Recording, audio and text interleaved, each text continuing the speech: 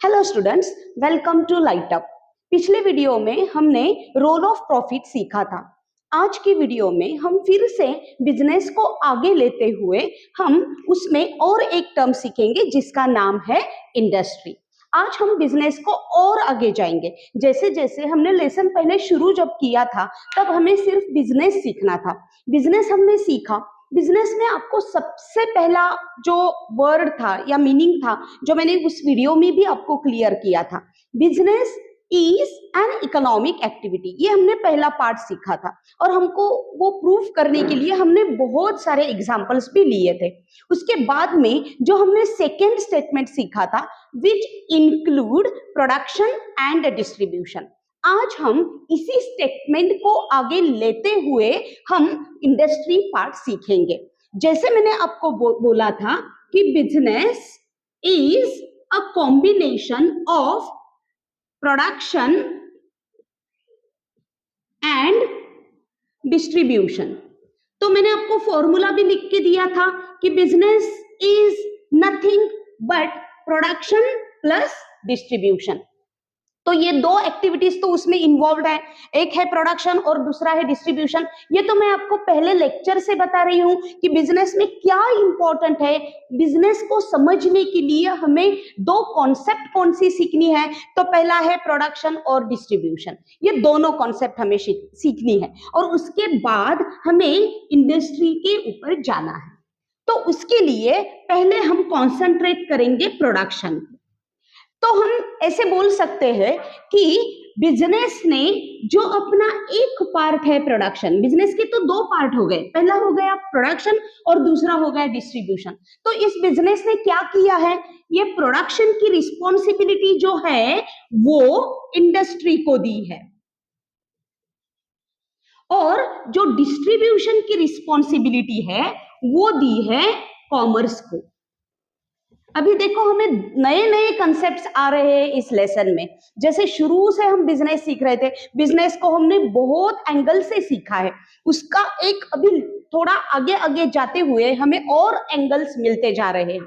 जैसे मैंने अभी आपको बताया कि बिजनेस के जैसे ये दो एक्टिविटीज इन्वॉल्व है, प्रोडक्शन और डिस्ट्रीब्यूशन।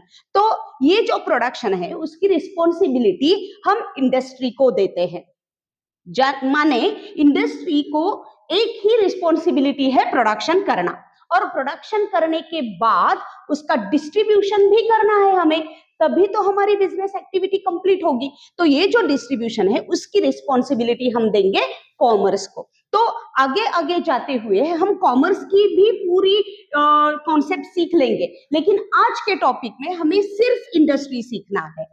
इंडस्ट्री सीखते सीखते हम कॉमर्स में जाएंगे और पूरा लेसन हमारा कवर हो जाएगा जब हम कॉमर्स एंड करेंगे तब। तो डिस्ट्रीब्यूशन की रिस्पॉन्सिबिलिटी कॉमर्स पे, प्रोडक्शन की रिस्पॉन्सिबिलिटी इंडस्ट्री पे। तो आज हम डिटेल में सिर्फ और सिर्फ कंसंट्रेट करेंगे इंडस्ट्री को और इंडस्ट्री के बारे में हम सीखेंगे। देखो इंडस्ट्री के बारे में लिखने कैसे है, तो industry implies the economic activities. देखो पूरा मैं आपको एक्सप्लेन करूंगी, एक एक स्टेटमेंट का मीनिंग मैं आपको एक्सप्लेन करूंगी। Industry implies the economic activity, ये तो हमें पता है कि industry is an economic activity, क्योंकि पूरा बिजनेस ही इकोनॉमिक एक्टिविटी है, तो उसमें से प्रोडक्शन भी इकोनॉमिक एक्टिविटी हो गई और जो रिस्पॉन्सिबिलिटी इंडस्ट्री ने ली है वो इकोनॉमिक ऑब्जेक्टिव ध्यान में रख के ही ली है। तो industry is an economic activity, ये तो प्रूफ हो गया। That are associated with the conversion of resources into goods that are ready for use. ये बहुत इंपॉर्टेंट है। इंडस्ट्री का रोल क्या हो जाता है, तो इंडस्ट्री का रोल हो जाता है conversion of raw material into finished goods. Finished goods क्या होते हैं, तो फिनिश्ड गुड्स होते हैं जो हम डायरेक्टली यूज कर सकते हैं, जो हम मार्केट से परचेस करते हैं उसको हम फिनिश्ड गुड्स बोलते हैं। लेकिन ये फिनिश्ड गुड्स प्रोड्यूस करने के लिए हमें रॉ मटेरियल की आवश्यकता होती है, रॉ मटेरियल की इसेंशियल रहता है। तो ये रॉ मटेरियल का कन्वर्जन हमें फिनिश्ड गुड्स में करना है, तभी हमारी प्रोडक्शन ये एक्टिविटी कंप्लीट होगी। और ये प्रोडक्शन करने के लिए, ये एक्टिविटी कंप्लीट करने के लिए किसका रोल इंपॉर्टेंट है? तो वो है इंडस्ट्री का रोल इंपॉर्टेंट है, ठीक है। So with the conversion of resources into goods that are ready for use, this involves, ये इसमें फिर क्या क्या हो जाता है, जैसे हमें प्रोडक्शन करना है फिनिश्ड गुड्स का, रॉ मटेरियल को कन्वर्जन हमें फिनिश्ड गुड्स में करना है, तो इसीलिए हम production and processing of goods, mining, breeding and rearing of animals, तो ये सारे इस एक्टिविटीज में आ जाते हैं एक प्रोडक्शन एक्टिविटी में। द गुड्स प्रोड्यूस्ड में बी कंज्यूमर गुड्स और कैपिटल गुड्स। मैंने आपको पहले भी बताया था कि गुड्स के 2-3 टाइप होते हैं, उसमें से पहला टाइप है कंज्यूमर गुड्स और दूसरा टाइप है कैपिटल गुड्स। कंज्यूमर गुड्स और कैपिटल गुड्स में डिफरेंस क्या है? तो कंज्यूमर गुड्स ये गुड्स है जो हम हमारे डेली लाइफ में यूज करते हैं एज अ कंज्यूमर, जो हम हमारे लिए कंज्यूम करते हैं। और कैपिटल गुड्स क्या होते हैं? जो प्रोडक्शन एक्टिविटी में यूज करते हैं उसे हम कैपिटल गुड्स बोलते हैं। जिस गुड्स का यूज करके हम प्रोडक्शन करते हैं उसे हम कैपिटल गुड्स बोलते हैं। तो इन दोनों में डिफरेंस तो आपको पता चला। नॉर्मली कंज्यूमर गुड्स आर, देखो यहाँ पे भी दिया है, normally consumer goods are directly consumed by final consumer, whereas capital goods are used by another industry for further production of goods। देखो ये भी एक डिफरेंस है कि जो इंडस्ट्री, जिस इंडस्ट्री के लिए कई गुड्स जो रहते हैं वो फाइनल गुड्स होते हैं, जैसे वो बोलते हैं कि अभी हमारा रोल खत्म हो गया, हमने ये फाइनल गुड्स कर दिया, लेकिन कोई फाइनल गुड्स ये दूसरे इंडस्ट्री को as a raw material provide किए जाते हैं। जैसे एग्रीकल्चरिस्ट के लिए शुगर केन ये फाइनल प्रोडक्ट हो गया, लेकिन शुगर इंडस्ट्रीज के लिए वो रॉ मटेरियल हो गया। तो ये भी डिफरेंस है। तो एक ही गुड फाइनल गुड भी हो सकता है और कैपिटल गुड्स भी हो सकता है, ठीक है। So whereas capital goods are used by another industry for further production of goods. उसके बाद में दिया गया है the term industry also means group of firms producing similar और रिलेटेड गुड्स। अभी मैं आपको एक सवाल पूछती हूँ, आप कमेंट सेक्शन में आप मुझे बताओ, आप ऐसे कोई फर्म और इंडस्ट्री का डिफरेंस पता है आपको जो आप बता सकते हैं? या फिर कोई फर्म आपने देखी है और कोई इंडस्ट्री आपने देखी है, दोनों में क्या डिफरेंस है? तो फर्म, जो इंडस्ट्री रहती है, industry is a representative name used to denote all the firms producing the same product. मतलब क्या? तो जो फर्म्स सेम प्रोडक्ट और आइडेंटिकल प्रोडक्ट प्रोड्यूस करते हैं, उन सारे फर्म्स को मिला के हम इंडस्ट्री बोलते हैं। जैसे शुगर इंडस्ट्री है, शुगर इंडस्ट्री का एग्जांपल अगर आप लेंगे तो sugar industry is a representative name.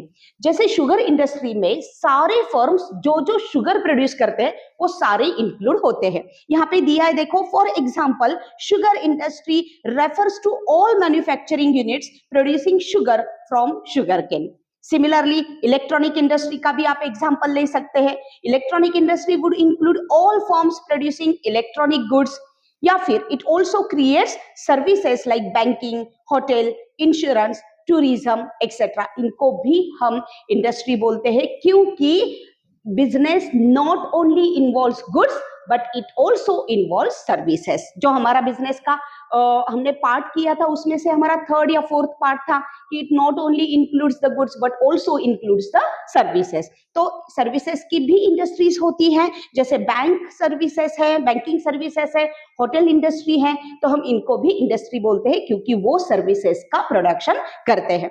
Industry creates form utility. अभी फॉर्म यूटिलिटी क्या है? फॉर्म मतलब जो प्रोडक्ट्स है, जो रॉ मटेरियल है, उनका हम शेप बदलते हैं, साइज बदलते हैं और उनको ऐसे हम यूटिलिटी क्रिएट करते हैं उससे। मतलब जैसे रॉ मटेरियल है, एक आप एग्जांपल ले लो वुडन लॉग का, ये है वुडन लॉग, इसका आप इसको जो यूटिलिटी है उसको 0 यूटिलिटी है, लेकिन जब आप इस वुडन लॉग का कन्वर्जन फर्नीचर में करेंगे तो इसकी यूटिलिटी बढ़ जाती है, जिसको हम फॉर्म यूटिलिटी बोलते हैं। फॉर्म यूटिलिटी मतलब क्या? तो जब हम फॉर्म या शेप या साइज बदलते हैं, हम फिर से उसको रिकन्वर्ट नहीं कर सकते। तो ये हो गई हमारी फॉर्म यूटिलिटी। तो प्रोडक्शन एक्टिविटी क्या करती है? तो रॉ मटेरियल्स का कन्वर्जन फिनिश्ड गुड्स में करती है, इसका मतलब वो फॉर्म यूटिलिटी क्रिएट करती है। It converts the raw material into usable finished products. All this is possible with, उसके लिए उसको क्या क्या जरूरत है, तो मैन पावर की जरूरत है, रॉ मटेरियल की जरूरत है, मशीन की जरूरत है, पावर की जरूरत है, and large capital investment. Capital is the backbone, so capital की भी जरूरत उसको होती है। Industrial activities are conducted in, कहाँ पे ये सब इंडस्ट्रियल एक्टिविटीज कंडक्ट किए जाते हैं, तो फैक्ट्रीज में किए जाते हैं, या फिर वर्कशॉप्स होते हैं, शेड्स में किए जाते हैं, और इवन समटाइम्स एट होम, अगर स्मॉल स्केल पे है तो हम घर पे भी प्रोडक्शन कर सकते हैं। It all depends on the size of industry. अगर इंडस्ट्रीज का साइज बड़ा है तो हमें कोई इंडस्ट्रियल एरिया में प्रोडक्शन करना पड़ता है, अगर इंडस्ट्रीज का साइज छोटा है तो हम घर पे भी प्रोडक्शन एक्टिविटी कंडक्ट कर सकते हैं। So this is all about industry. ये पूरा इंडस्ट्री का मीनिंग हमने आज के लेक्चर में कवर कर लिया है। आगे के लेक्चर में हम इंडस्ट्रीज के टाइप्स भी सीखेंगे। अगर आपको आज का लेक्चर में कुछ कंफ्यूजन है या फिर कुछ डाउट्स है तो आप मुझे कमेंट सेक्शन में जरूर बताना। आगे के लेक्चर के लिए हमें फॉलो करना और शेयर सब्सक्राइब भी करना। Thank you.